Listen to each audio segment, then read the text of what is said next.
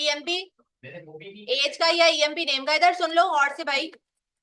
और इसके अंदर मैंने फॉर सपोज कर लिया एक नाम स्टोर करवा दिया हसन का, मैंने इको यूज किया, सही है। और इसके अंदर मैंने आगे पास किया एक H1 का टैग, और जिस तरीके से लिख रही हूं ना अभी वो देखना, सही। और इसमें आके मैंने पास कर दिया ईएमपी नेम वेरिएबल, सही है, ये कर दिया। इसको आके यहाँ पर टेस्ट करेंगे। सबसे पहले एक एक चीज जो बताऊंगी वो देखना, आ गया इस तरीके से भी, ठीक है। कॉन्कैटिनेशन नहीं यूज किया हमने, बार बार double quotes on on off नहीं किए, बस एक ही दफा डबल कोट्स ऑन किया, एक ही दफा ऑफ किया। उसके बाद दोबारा से आते हैं, सिंगल कोट ऑन करते हैं, H1, यहीं पर ही मैंने क्या किया, H1 को कर दिया क्लोज, ईएमपी नेम, सही, ये पास कर दिया। यहां पर आते हैं, क्या कह रहा है, ईएमपी नेम। ऊपर देखा और नीचे देखा, क्या फर्क आ रहा है, डॉलर ईएमपी नेम सेम है। इसका मतलब क्या है, अगर आप डबल कोट्स के अंदर इस तरह लिखेंगे तो चलेगा, लेकिन अगर आप सिंगल कोट्स के अंदर इस तरह से लिखेंगे तो नहीं चलेगा। लेकिन यही मैंने अभी तुम लोगों को ऊपर करके दिखाया था, डबल कोट्स। और अगर मैं सिंपल इस तरह से इको में आकर सिंगल कोट ऑन करती हूँ और H1 पास करती हूँ और साइन ऑफ कॉन्कैटिनेशन लगाती हूँ और मैं ईएमपी नेम पास करती हूँ, सिंगल कोट्स, ये बहुत ज्यादा सही अच्छे तरीके से समझने की चीजें हैं। ये मैंने पास कर दिया ईएमपी नेम, अभी सिंगल कोट्स ही हैं, लेकिन अभी लिखने का तरीका अलग है। क्या किया है, लिखने का तरीका अलग है सिंगल कोट्स ही, यहाँ पर भी सिंगल ही कोट्स है, लेकिन वो उसको क्या मान रहा था, एक स्ट्रिंग मान रहा था, एक स्ट्रिंग कंसीडर कर रहा है। नीचे देखो, अच्छा सेम इसी तरीके से आते हैं, यहाँ पर एक और वेरिएबल बनाती हूँ मैं ईएमपी एज का, और इसमें आके मैंने 21 को स्टोर कर दिया, सही है। और यहां पर आती हूं मैंने पास कर दिया, कॉमा लगाकर पास किया ईएमपी एज, क्या लगा के पास किया, कॉमा लगा के ईएमपी एज पास किया। ये आके मैंने यहाँ पे पास कर दिया, ईएमपी एज आ गया, आपके पास एज भी आ गई। ये यहाँ नीचे भी एक्सेसिबल नहीं होगा, क्योंकि जब नीचे एम्प्लॉय नेम नहीं आ रहा तो ईएमपी एज भी नहीं आ सकता, सही है। अच्छा इसी तरीके से मैं इको लगा के डबल कोट्स ऑन कर रही हूँ और H1, और H1 में मैंने डबल कोट्स दोबारा ऑन किए और यहाँ पर आकर मैंने H1 को क्लोज कर दिया, और बीच में आके मैंने क्या पास कर दिया, एम्प्लॉय नेम या एम्प्लॉय एज वॉट एवर, ये पास कर दिया। और मैंने यहाँ पर आके कॉमा लगाया और एम्प्लॉय नेम पास कर दिया। लिखने के तरीके बता रही हूँ, जो प्रोफेशनल और स्टैंडर्ड तरीका होगा ना फॉलो वही करना है, लेकिन ये ना कंफ्यूज करने के लिए आपको बाकायदा इस तरह से लिखवाया जाता है कि आप बताएं कौन सा स्टेटमेंट सही है कौन सा नहीं। अब मैंने दोनों पास किए हैं, साइन ऑफ कॉन्कैटिनेशन लगा हुआ है, बीच में कॉमा लगा हुआ है, और उसके अलावा आपके पास दिस ये यूज हुआ हुआ है, सही है। ये मैंने यहाँ पर आके यूज किया 21 और हसन, बिल्कुल सही चल रहा है। इसका मतलब है डबल कोट्स वाला हमेशा सही चलेगा आपके पास किसी भी केस में।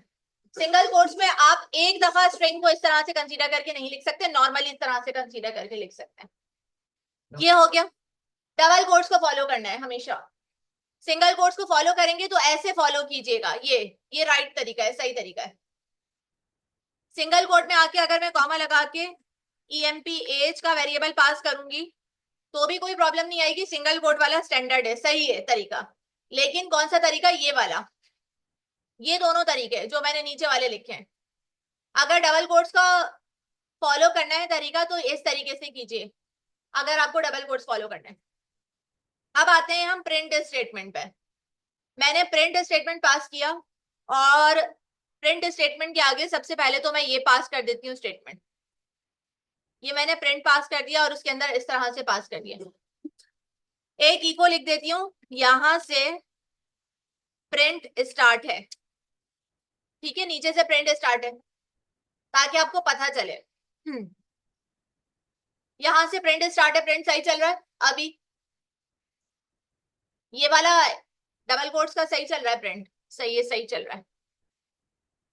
डबल कोट्स को इस तरीके से फॉलो करते हैं पहले डबल कोट्स वाले कर लेते हैं, सही है, सिंगल कोट्स वाले बाद में करेंगे। अभी मैंने डबल कोट्स के लिए प्रिंट को ये यूज किया। प्रिंट कहां पर एरर दे रहा है? कॉमा में। Print multiple variable with comma separator accept नहीं करता। Print multiple variable with comma separator accept नहीं करता। एरर आ गया यहाँ पर, आएंगे ना अभी। सिंगल में भी मसला है इसके साथ, प्रिंट के साथ सिंबल उसमें भी मसला है। ये रॉन्ग है, रॉन्ग। हाँ, तो वो इको स्टेटमेंट करता है ना, और ये प्रिंट करता है, लेकिन आपके पास इस प्रिंट और इको में फर्क क्या है? यही डिफरेंस समझा रही हूँ ना। अभी तुम्हें जो डबल कोट्स बनाकर दिए ना मैंने, ऊपर वाले में जो तुम सवाले बात कर रहे हो ना, ऊपर में सिर्फ एक ही दफा खुला हुआ है। यहाँ पर ये है कि आपने H1 को ऑन किया, उसके डबल कोट्स ऑन किए, ऑफ किए, फिर आपने यहाँ पर आके H1 के डबल कोट्स ऑन किए, ऑफ किए, और उसके बाद आपने दोनों पैरामीटर, दोनों वेरिएबल पास किए, दोनों वेरिएबल्स के दरमियान में बीच में कॉमा लगाया। लेकिन जबकि तुम अगर ऊपर वाला स्टेटमेंट देखोगे तो ऊपर वाले में क्या है, आपके पास डबल कोट्स एक ही दफा ऑन है, उनके दरमियान में आपने क्या पास किया हुआ है, दोनों वेरिएबल्स को पास किया है। इसका क्या मतलब हुआ, ये स्टेटमेंट प्रिंट का क्या है आपके पास, रॉन्ग स्टेटमेंट है। क्या नहीं करता, प्रिंट डबल कोट्स के अंदर मल्टीपल पैरामीटर्स या मल्टीपल वेरिएबल्स को कॉमा सेपरेट नहीं उठाता। समझ आ गई ये चीज? अब ये जो सिंगल कोट्स वाला काम किया है, सिंगल कोट्स वाला काम देखते हैं। इसको भी कमेंट कर देती हूँ क्योंकि फिर ये चलाएगा नहीं, ये करेगा। यहां पर आ जाओ, और यहां पर क्या पास कर देती हूँ, प्रिंट। ये प्रिंट आ गया आपके पास। क्या कर रहा है, प्रिंट क्या नहीं ले रहा, सिंगल कोट्स में भी कॉमा नहीं ले रहा, डबल कोट्स में भी कॉमा नहीं ले रहा। और ये वाला आपके पास वैसे ही स्टेटमेंट आ रहा है जैसे आपके पास इको स्टेटमेंट के अंदर था, और ये वाला भी आपके पास वैसी स्टेटमेंट है जैसे आपके पास इको स्टेटमेंट के अंदर था। अब मैं यहाँ पर आके रिफ्रेश करती हूँ, तो क्या कह रहा है, लाइन नंबर 50 पे सिंटैक्स एरर। ये वाला तो चलेगा ही नहीं, हर हाल में नहीं चलेगा, ना डबल कोट्स में ना सिंगल कोट्स में। प्रिंट के अंदर, प्रिंट के अंदर डबल कोट्स और सिंगल कोट्स के अंदर कॉमा सेपरेटर वेरिएबल नहीं पास होते, ये आपने पास लिखे। प्रिंट के अंदर डबल कोट्स और सिंगल कोट्स दोनों में कॉमा सेपरेटेड वेरिएबल पास नहीं होते, जबकि इको के अंदर हो जाते हैं।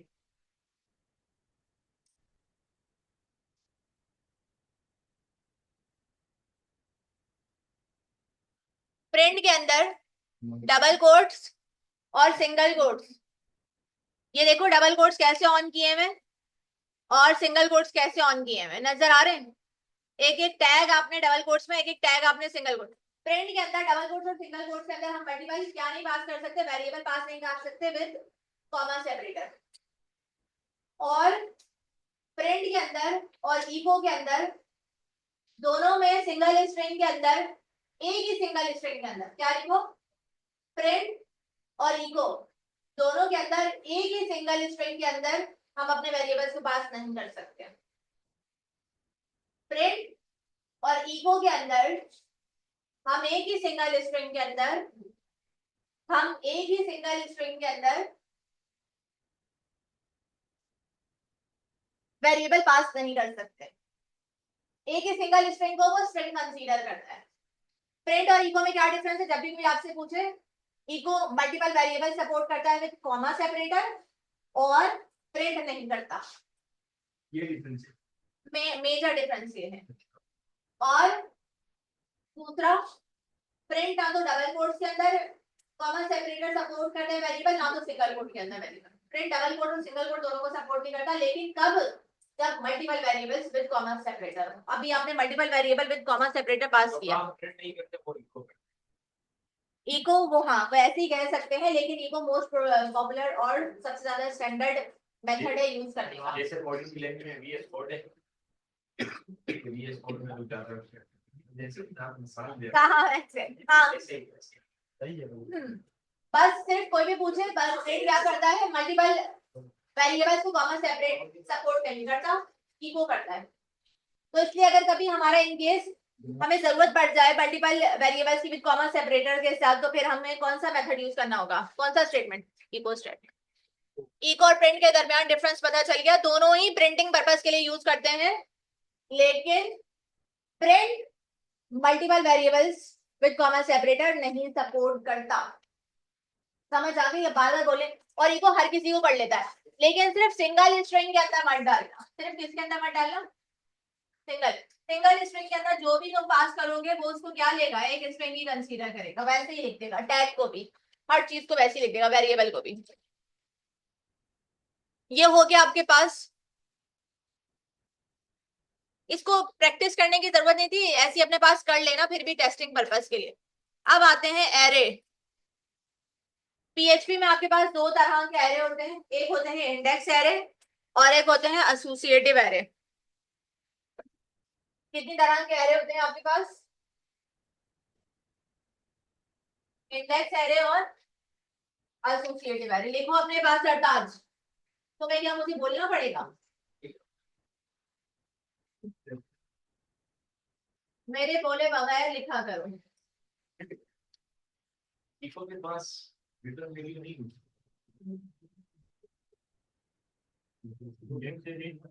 इंडेक्स एरे और एसोसिएटिव एरे।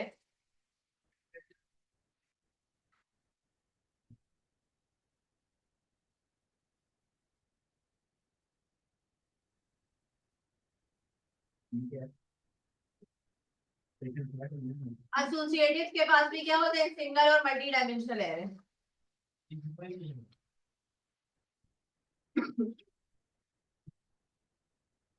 हमारे पास पीएचपी के अंदर मेनली दो एरे होते हैं, इंडेक्स एरे और एसोसिएटिव एरे। और इंडेक्स एरे को क्लासिफाई किया गया है सिंगल डायमेंशनल और मल्टी डायमेंशनल के अंदर। इसी तरीके से एसोसिएटिव एरे को सिंगल डायमेंशनल और मल्टी डायमेंशनल में।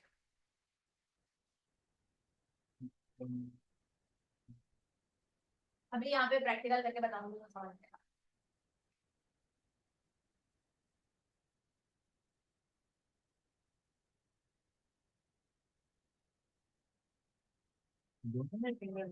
जी,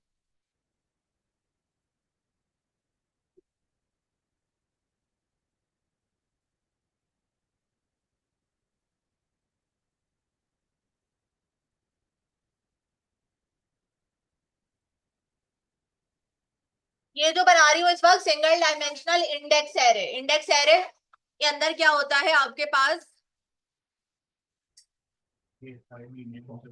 हर इंडेक्स पर एक वैल्यू असाइन होती है। एरे का बेसिक मकसद क्या है? एरे की डेफिनेशन पे लिखो। एरे क्या है? आपके पास एक डेटा स्ट्रक्चर है। एरे क्या है? आपके पास एक डेटा स्ट्रक्चर है, मतलब आप डेटा को स्टोर कराने के लिए एक डेटा स्ट्रक्चर है जिसमें एडजेसेंट मेमोरी लोकेशन पर, किस पर?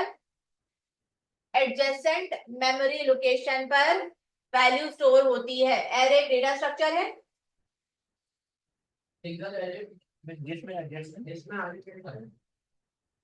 एडजेसेंट मेमोरी लोकेशन पर, एडजेसेंट, ये है मतलब जो आप सवाल पूछ रहे हैं वो ये है। एरे क्या है? हमारे पास एक डेटा स्ट्रक्चर है, एडजेसेंट मेमोरी लोकेशन पर वैल्यू स्टोर करवाती है। List of items, collection of items होते हैं। एरे के अंदर हमें बार बार वेरिएबल्स बनाने पड़ते हैं। अली के लिए अलग वेरिएबल बनाना पड़ता, अक्सा के लिए अलग वेरिएबल बनाना पड़ता और हसन के लिए अलग वेरिएबल बनाना पड़ता। तो व्हाई नॉट कि हम एक ऐसे डेटा स्ट्रक्चर का इस्तेमाल करें जिसके अंदर हमारे पास क्या हो? कलेक्शन मौजूद हो। जिसके अंदर हमारे पास क्या चीज मौजूद हो? कलेक्शन। हमें क्या कर, हाँ, एक इंडेक्स एरे है, एक एसोसिएटिव एरे है। इंडेक्स एरे के अंदर सिंगल और मल्टी डायमेंशनल दोनों एरे सपोर्ट करते हैं। एसोसिएटिव एरे के अंदर भी सेम ऐसे ही है, सिंगल और मल्टी डायमेंशनल एरे। मैं ज्यादा इसको प्रायोरिटी देती हूँ एसोसिएटिव एरे को। अच्छा, अब आते हैं हम, हमें क्या, एरे क्या है? आपके पास एक डेटा स्ट्रक्चर है, collection of items, collection of values को स्टोर करता है। फायदा क्या है? बार बार वेरिएबल सही बनाने पड़ेंगे। आप अगर इन स्टूडेंट्स को कॉल करवाना चाहते हैं तो क्या कर सकते हैं? डायरेक्ट उसको इंडेक्स से टारगेट कर सकते हैं। हर वैल्यू एक इंडेक्स पर स्टोर होती है। अली 0 इंडेक्स पर स्टोर है, सना 1 इंडेक्स पर एंड अक्सर 2nd इंडेक्स पर स्टोर है। हमने क्या किया? हर स्टूडेंट को एक यूनिक आईडी असाइन कर दी है, यानी पोजीशन। अगर आपको अली को कॉल करना है तो 0 इंडेक्स, एरे हमेशा स्टार्टिंग क्या है, 0 इंडेक्स से स्टार्ट होगा, स्टार्टिंग पॉइंट एरे का। 1 इंडेक्स पर सना है, अक्सा सेकंड इंडेक्स पर है, एंड सो ऑन। आप वैल्यू स्टोर करवा सकते हैं उसके अंदर। Collection of items, list of collection, कुछ भी बोल सकते हो उसको। वरना पहले क्या करना पड़ता, अली के लिए अलग वेरिएबल, सना के लिए अलग वेरिएबल, अक्सा के लिए अलग वेरिएबल। तो हमने अपनी आसानी के लिए क्या कर लिया है, एक इंडेक्स एरे बना लिया है, वो भी सिंगल डायमेंशनल। समझ आ गई। अब उसके बाद क्या करते हैं, मैंने आपको दो मेथड बताए थे एरे के। एक है हमारे पास var डम, और दूसरा है हमारे पास कौन सा, प्रिंट अंडरस्कोर आर।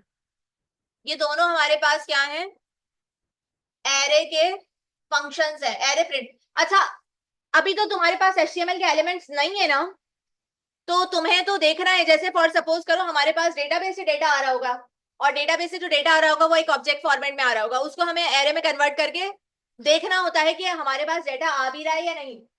तो ये जो दोनों फंक्शंस मैंने लिखे हैं, ये सिर्फ टेस्टिंग पर्पस के लिए हैं। किसके लिए, टेस्टिंग। अभी तो तुम्हें पता है कि तुम्हें अरे तुमने बनाया है तो तुम्हें रिसीव हो रहा है, ये चीज तो तुम लोगों को पता है अभी।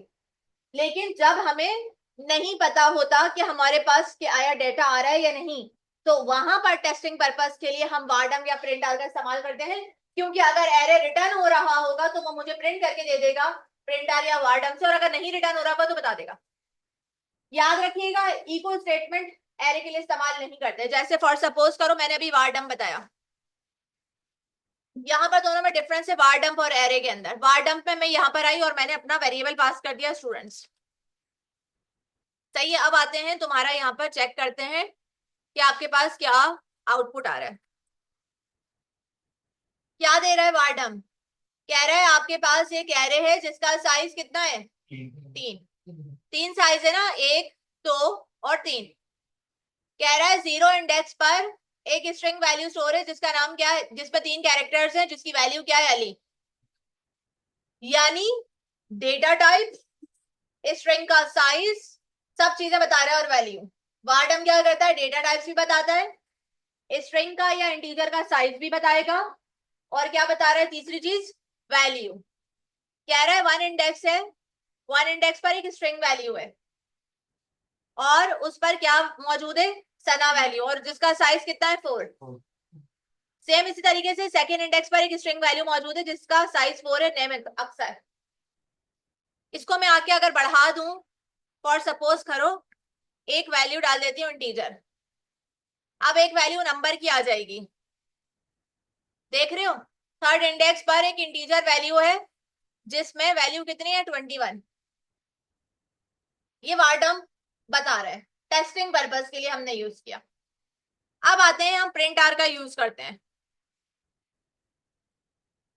यहां पर मैंने अपना वेरिएबल पास कर दिया। प्रिंट आर क्या करेगा, जस्ट क्या बता रहा है, वैल्यू।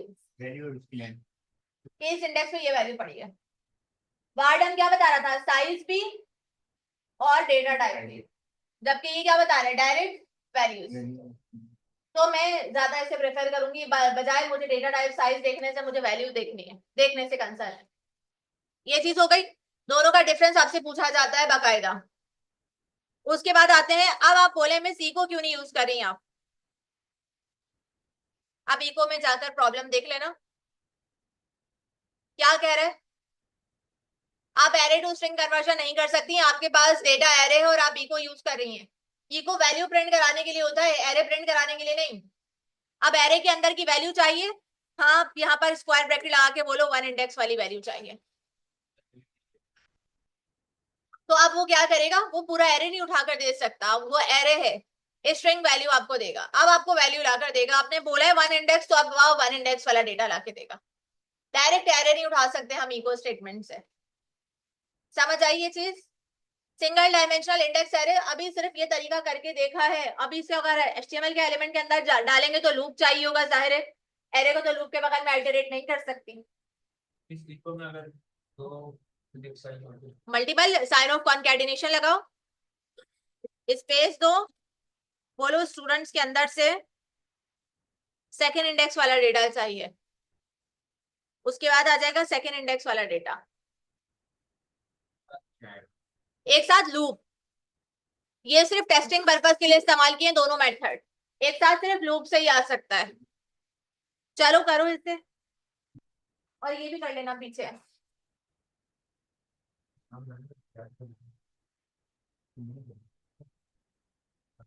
जल्दी करो जल्दी।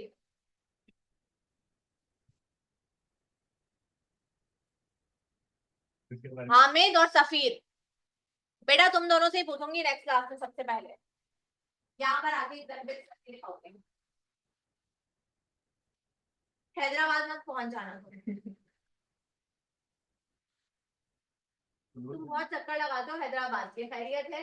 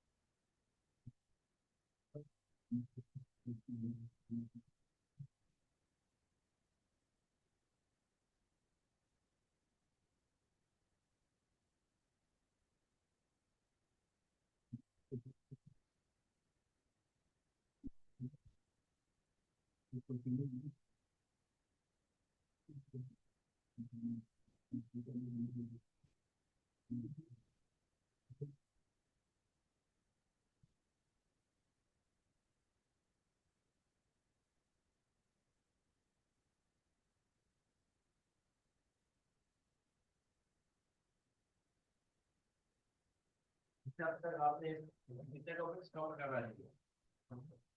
Variables, scope, local scope, global scope, static scope, तो एक ही बात होनी है स्कोप। प्रिंट और इको स्टेटमेंट का डिफरेंस। और अभी एरे शुरू किया है।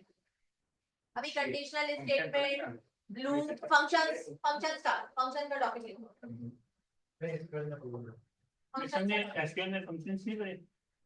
एसक्यूएल के अंदर एग्रीगेट फंक्शंस पढ़े, और जो आपके पास स्केलर फंक्शंस हैं वो आपके पास एसक्यूएल सर्वर के अंदर है, मतलब वहां पढ़ाए जाते हैं। यहाँ पर ऐसे नहीं, ऐसे खास नहीं बताए जाते भाई। अच्छा, मैं जिनके नाम ले रही हूँ वो स्टूडेंट सारा मुझे रिस्पॉन्स कीजिएगा।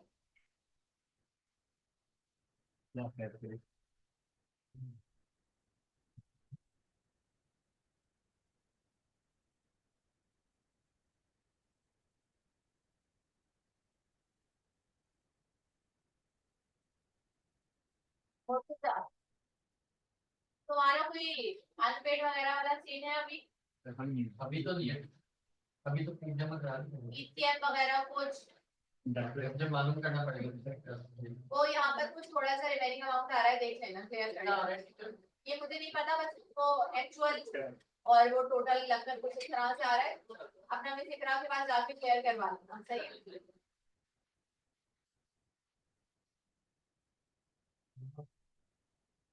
शामिल किया है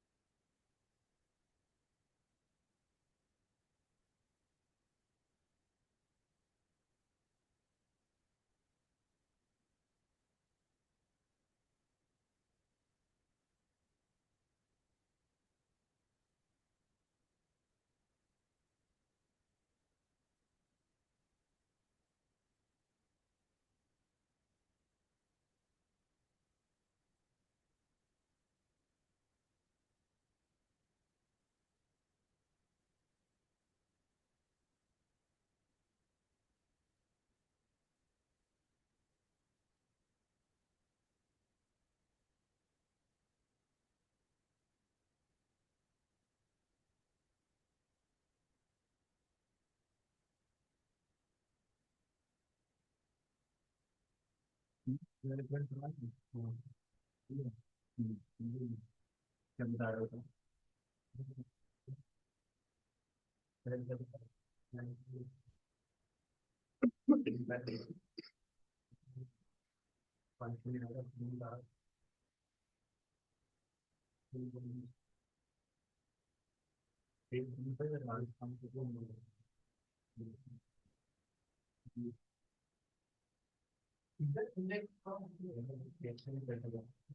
फंक्शन बता ना ये टेबल नहीं फोन आता है यार ये बात मुझे पता उसको क्या सब है? मैंने देखा है ये वो टीचर वो पॉजिटिव ये तो पुराना है पिछली क्लास का। था ये नोट कर दो